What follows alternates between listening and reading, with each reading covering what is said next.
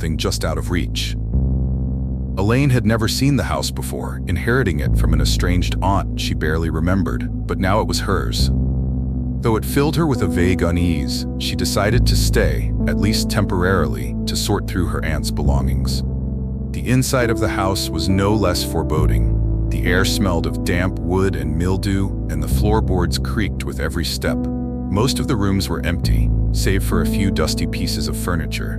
But in the master bedroom, she found something unexpected: an antique mirror. It was tall, nearly reaching the ceiling, and framed with intricate carvings of vines and faces. The faces were so detailed that Elaine could almost swear they were watching her. She shivered, but told herself it was just her imagination. Despite her unease, she decided to keep the mirror. It was, after all, the most beautiful thing in the house. That first night, Elaine struggled to sleep. The wind howled through the trees outside, rattling the loose shutters.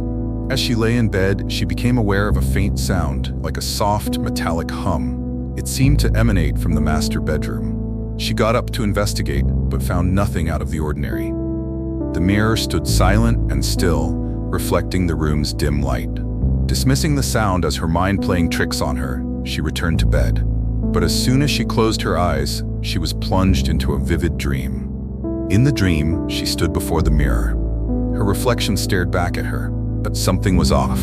The reflection's eyes were wide and unblinking, and its expression was not her own. Slowly, it stepped out of the frame, its movements unnervingly fluid. Elaine tried to scream but found her voice silenced. The figure reached out toward her, its cold hand grazing her arm, and then she woke up, gasping for air. The room was dark and silent, but her heart raced as if she had just escaped a nightmare come to life.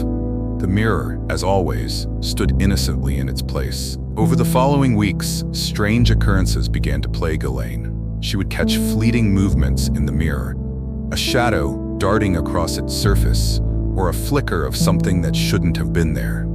Objects in her house started to move on their own. A vase that had been on the dining table would appear on the mantel. Books would fall from shelves without explanation.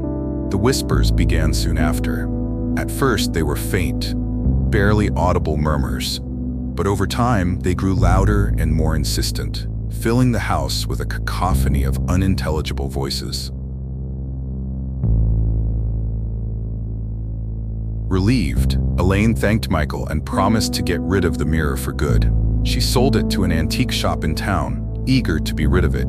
The shopkeeper, enchanted by its beauty, was all too happy to take it off her hands.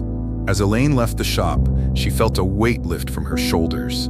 That night, in her new apartment, she passed by her bathroom mirror. She stopped in her tracks. Her reflection stared back at her, its lips curling into a familiar, sinister smile.